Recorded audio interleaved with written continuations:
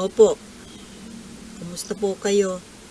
Today is Sunday, June 23, 2024. Itong topic po na ito mga kababayan ay para sa akin ay walang kwenta.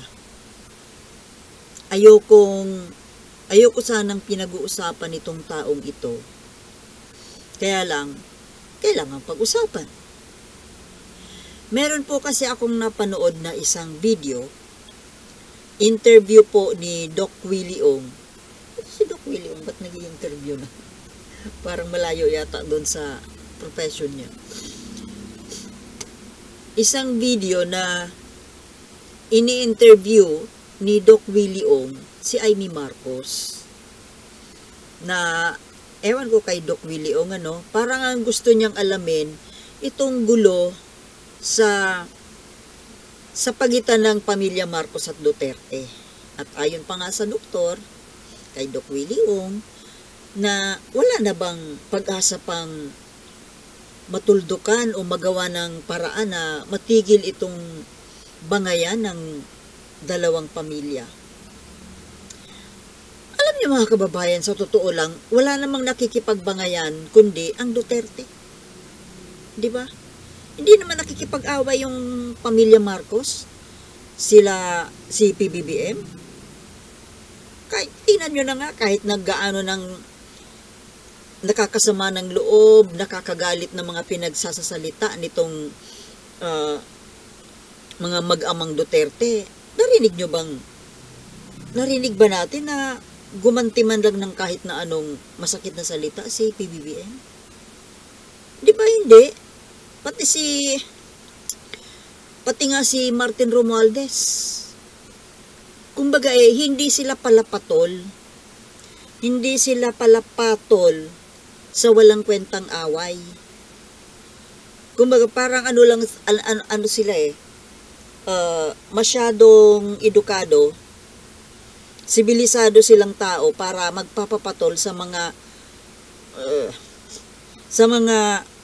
pangmababang uri ng tao na mga gawain.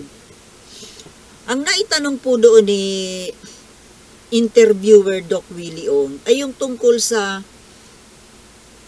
nangyaring partnership ni PBBM at ni VP Sara doon nga sa 2022 election campaign, na according naman to Amy, ang talagang may plano pala na ang talagang gustong mangyari ni Amy, si Sara Duterte yung tatakbong pangulo. Tapos si PBBM yung vice ni Sara. Kaso ayaw naman wala daw balak tumakbong pangulo itong si Sara. Gusto lang ni Sara maging mayor lang ng Davao. Pinagpipipilit man itong Amy Marcos. So, sa totoo lang, itong si Amy Marcos pala talaga ang promotor at ang dahilan ng kaguluhan sa ngayon. Kasi kung hindi niya pinilit, hindi niya kinumbinsi si Sara na tumakbo ng national position, wala sana tayo sa ganitong gulo ngayon. Kasi ang gusto lang naman yata na, this is according to Amy in the interview, na ang gusto lang naman daw takbuhin ni Sara ay maging mayor lang sa Davao. Kasi maaaring yun lang talaga ang kaya ni Sara, yun lang ang kaya ng kanyang utak patakbuhin. At sana yun naman talaga dapat ang nangyari. Hanggang mayor lang naman talaga si Sara, yung capability ni Sara. Hindi kasi siya pang national mayor. Kaya yun, kung tutuusin, tama naman po sana yung tinatahak na landas ni Sara Duterte noon, kung hindi pinanghimasukan nito ni Amy Marcos. Ewan lang ko, totoo baka naman etching lang yon, kasi dati pa mayroon naman talagang, di ba, yung Run Sara Run. Ngayon, ang nagpaplano kasi pala si Amy. Biruin mo, Si Amy ang parang godmother sa likod. Ang gusto niya si Sara, ang plano ni Amy, si Sara ang tatakbong pangulo at si PBBM ang vice. Shh. Sabi nung kapatid ko na avid fan ni Amy Marcos, napakatalino daw ni Amy. Sabi ko, ha? Saan mo naman hinugot yung idea mo na matalino si Amy? Kasi kung matalino talaga si Amy, paano niyang naisip na si Sara yung dapat tumakbong pangulo? At yung kapatid niya, patatakbuhin lang niya ng bise. Samantalang, kumbaga, kilala ni Amy dapat ang kapasidad ng pamilya niya, ng pamilyang Marcos, ng utak Marcos. Bakit niya susuyuin pa si Sara na tumakbo ng magpangulo at si Bongbong yung ang bise? Masyadong tingnan mo kung ganun nga ang nangyari. Kung nabaliktad na talagang si Sara yung napahinuhod ni Amy na magpresidente si Sara at si Bongbong yung vice president. Pwedeng manalo pa rin. Mananalo pa rin kasi magkatandem yung dalawa eh. Pero, yun naman pala, ang hindi alam ni Amy Marcos, may plano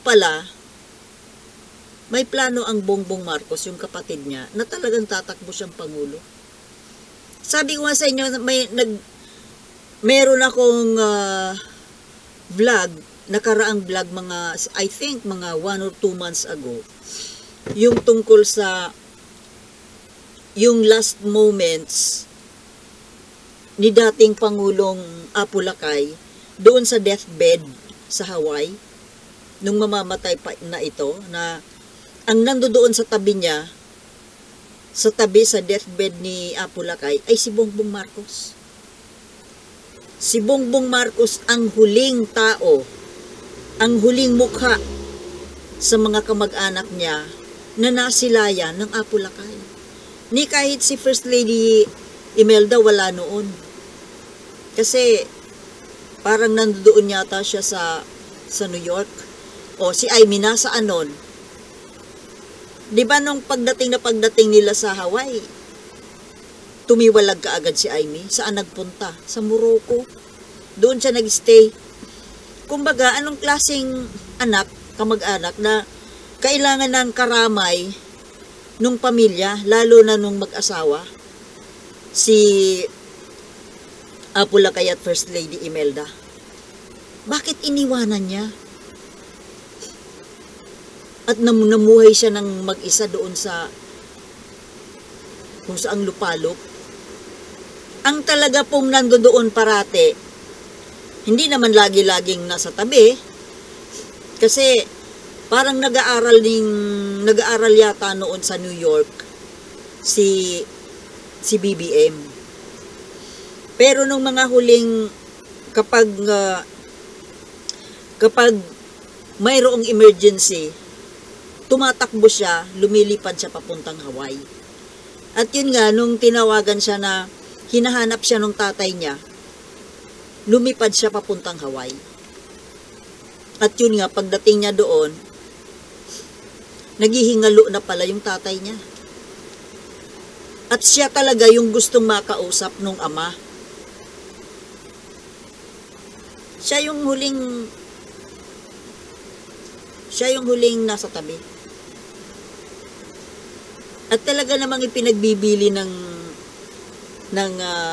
Apo Lakay sa kanyang kaisa-isang anak na lalaki na siyempre ipagpatuloy yung hindi niya natapos. 'Di ba? Ang daming mga proyektong hindi natapos ng Apo Lakay dahil pinatalsik nga sila. At inamin na rin ni Amy Marcos na old school daw yung tatay nila. tatay niya. Old school si Apo Lakay, na ang gusto nung Apo Lakay, ang tatakbong presidente ay anak niyang lalaki, hindi babae. Si Bongbong Marcos yun.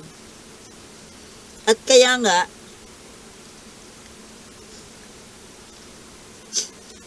siguro ko po ang plano talaga ni PBBM tatakbo siyang pangulo 2022. Dahil 'di ba nung 2016 tumakbo siya vice president. So parang kumbaga para sa kanya tungtungan niya 'yon. Kasi vice president muna and then sa susunod president na siya. Kaso natalo nga. At hindi siya pinili na running mate ni Digong. Yun ang isang malaking misteryo po dito sa sa partnership na ito ng Duterte at Marcos. Kasi, di ba nung 2016, nung tumakbong pangulo itong si Digong, hindi naman yan mananalo kung hindi sa boto ng Marcos loyalist. Dahil di ba, si Digong sikat siya sa Davao. Hindi naman siya national figure.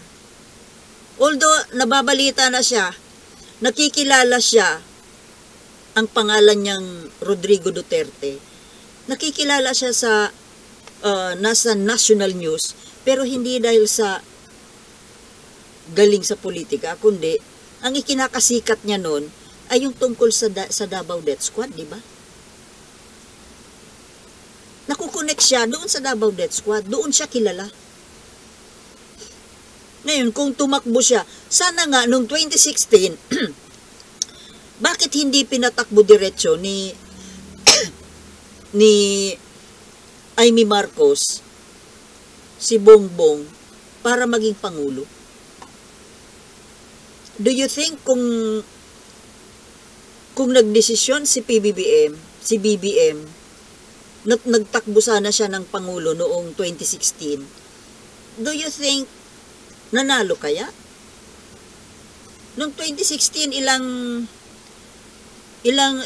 taon na ba si BBM noon? Ang edad niya? May 60 na ba? 1957. 60 yata eh. Tamang-tama po yung edad.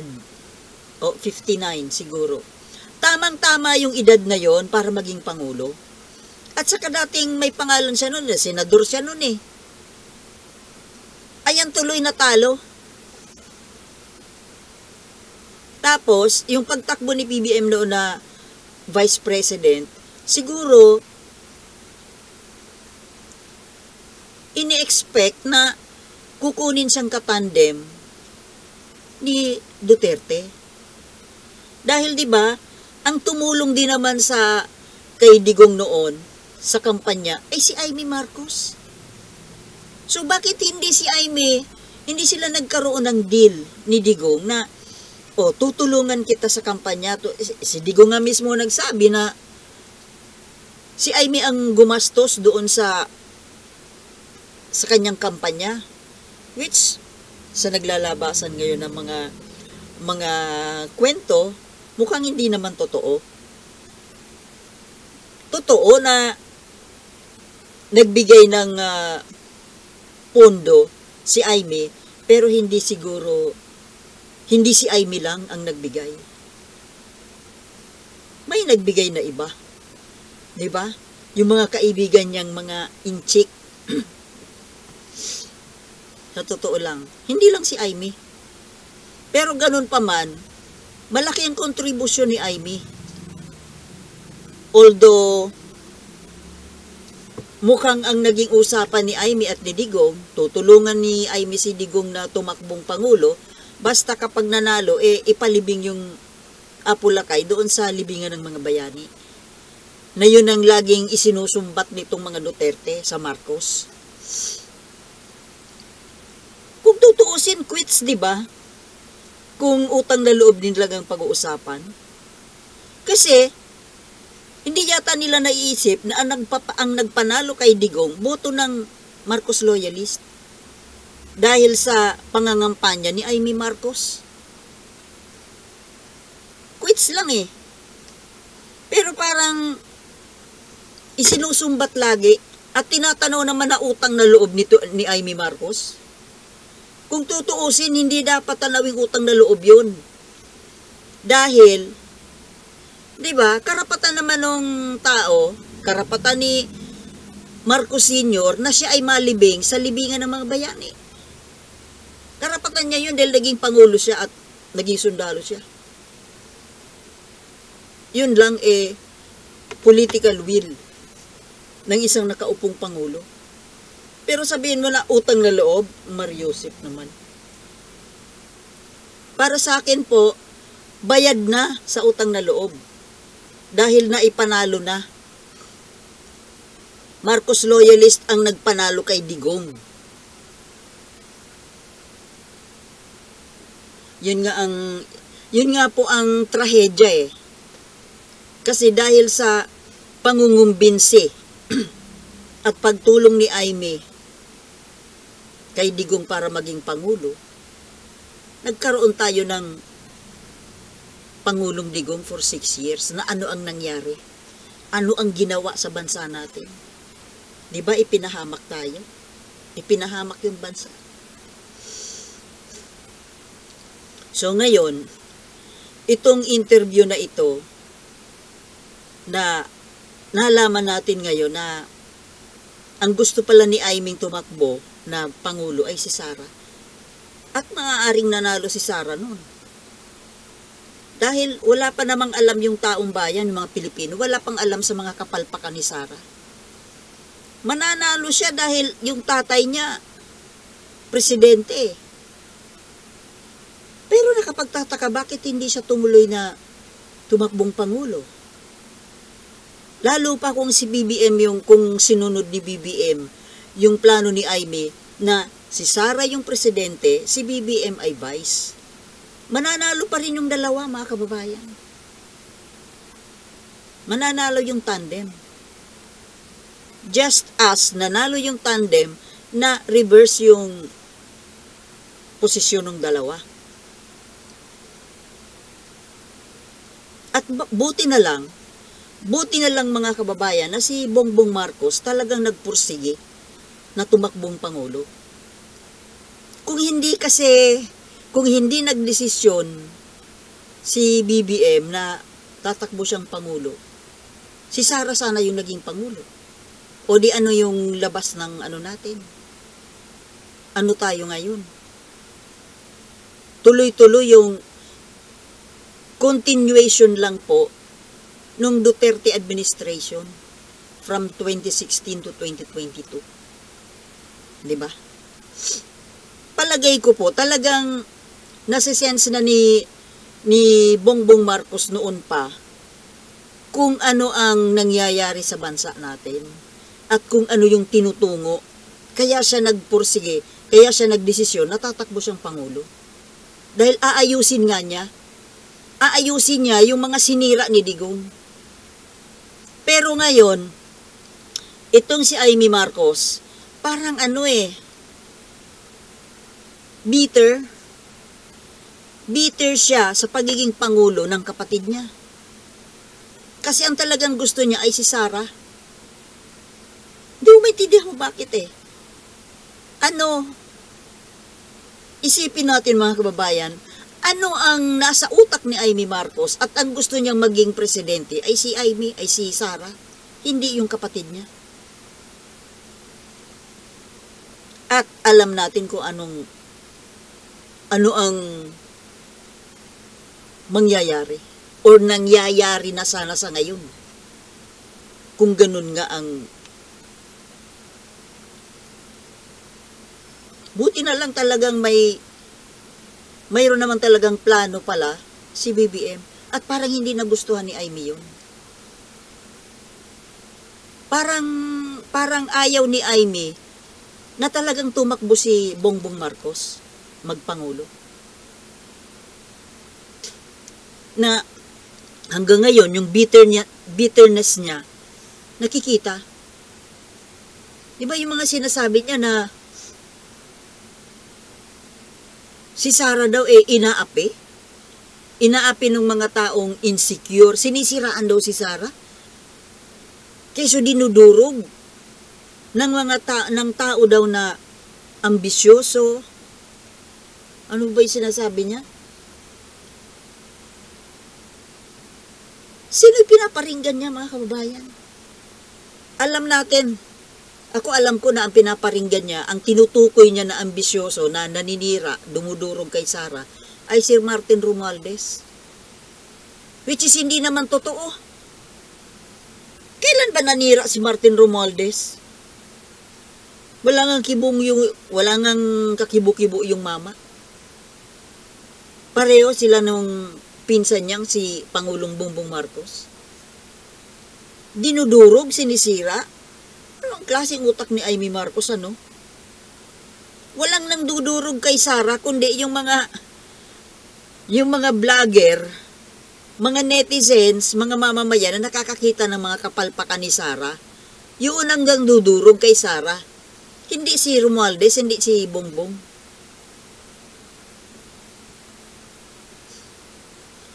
Baligtad, Amy. Yung kapatid mo nga ang dinudurog ng mga kaibigan mo, ng kaibigan mong Duterte, na hindi ko sa'yo maintindihan kung bakit diyan ka nakadikit. Tapos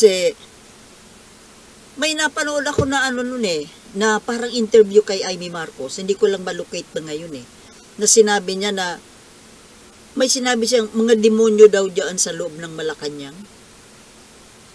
Sino kayo tinutukoy niya na demonyo sa Malacanang, mga nakapaligid kay Bongbong Marcos na mga demonyo? Mga kababayan, kapag sinabi mo ng demonyo, tinuring mong demonyo ang isang tao, para bang sobra ang galit. Sobra ang galit nitong taong ito doon sa tinutukoy niyang demonyo.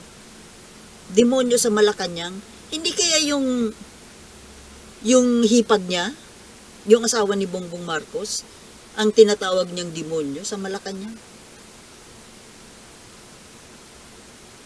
Parang nagpapakita lang ng pagkabiter, mga kababayan. Para tuloy naniniwala ako na mayroon siyang inggit sa katawan niya. Na naiinggit siya kay Bongbong Marcos, naiinggit siya kay First Lady na nakatira sa Malacanang, kasi parang gusto niya siya ang tumira sa Malacanang. Oh. Ewan. Tapos isa pang nakakainis na, alam, sa totoo lang si Amy Marcos, palpak na palpak ang mga pinagsasasabi, ang mga ginagawa. Ito na naman, itong nangyari sa West Philippines, mga kababayan, di ba? Yung latest na kaguluhan dyan sa West Philippine Sea, na kung saan hinaras ng husto at naputulan pa ng daliri yung isang sundalo. Ngayon,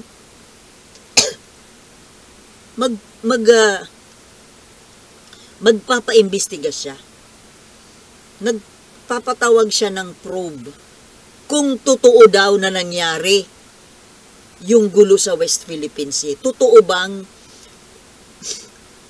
Ibig sabihin, Amy Marcos, hindi ka naniniwala na hinaras yung mga kababayan mo, hinaras ng mga Chinese dyan sa West Philippine Sea? Hindi ka naniniwala? Magsasagawa ka pa ng probe, ng investigasyon? Alam mo, mga kababayan, pag sinabi kasing magsasagawa ng investigasyon, parang yung narinig mo is balita lang, walang ebidensya, wala kang nakitang proof, marites lang. Kaya ka magpapatawag ng pag-iimbestiga dahil gusto mong mapatunayan kung totoo. Bakit hindi mo ba nakita Amy Marcos sa balita? Nagkalat ang video, Hindi yata nanonood dito ng balita Hindi niya alam kung totoo nga ba. Gusto niyang mapatunayan kung totoo yung nangyaring yon. At kung paano daw maiiwasan. My goodness. Alam mo, Amy Marcos, ang tagal-tagal nang nangyayari yan. Ilang taon na. At ilang taon ka na rin na senador. Tapos ngayon ka palang magpapaimbestiga. Ano ba yan? Buwan-buwan na lang, tuwing magpapadala ng supplies doon, nangyayari yung pangaharas. Tapos hindi ka pala naniniwala. Tapos ngayon magpapaimbestiga ka. Tapos para makagawa kayo ng paraan kung paano maiwasan. Wow! Kung ano man ang paraang yan, dapat naisip na yan ng Pangulo at ng mga taga-national security, DND secretary. Sila dapat ang gagawa niyan, hindi ikaw, hindi senador. Nakakainis kasi pakinggan mga kababayan na magsasagawa siya ng pag-iimbestiga para malaman kung ano talaga ang nangyari, kung anong totoo. Kitang-kita na nga sa video, oh. Buti pa yung mga taga ibang bansa na nakapanood, naniniwala doon sa nakita nila. Pero si Amy Marcos hindi naniniwala, Alam mo, matagal na to si Amy Marcos, Kapag mayroong hinaras na Pilipino dyan sa karagatan, hindi siya naniniwala. Kaya OA lang daw. OA naman daw yung mga mangingisda na nagsusumbong. Biruin mo yung salitang yan, parang hindi Pilipino. Ewan ko kung anong lahi nito, Kaya sa totoo lang, ayoko pinag-uusapan si Amy Marcos. Ayoko nakikita yung mukha niya. Yung mukha niya na pag nagsasalita, ingat na baka tumabingi. Dahil puro na yata yan, Parang linggo-linggo nagpaparitoki. Halatang halata na,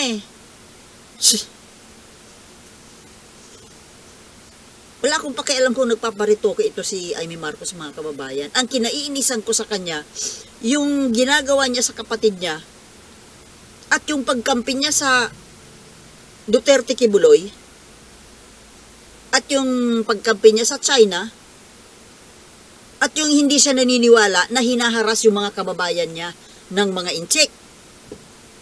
Doon ako naiinis sa kanya. Para siyang, hindi naman kasi Marcos, Pinapatunayan lang niya na hindi siya Marcos. Parang naiinggit siya dyan sa mga kamag-anak niya na nakatira sa Malacanang. Tapos parang walang pake dyan sa mga kababayan niya na inaapi ng mga inchik. Palibasa pro-China. Oy, Amy Marcos, mahalin mo ang bayang ito. Dahil ito lamang ang tahanan ng iyong mga kababayan. Di ba mga kababayan? Yun lamang po. Peace.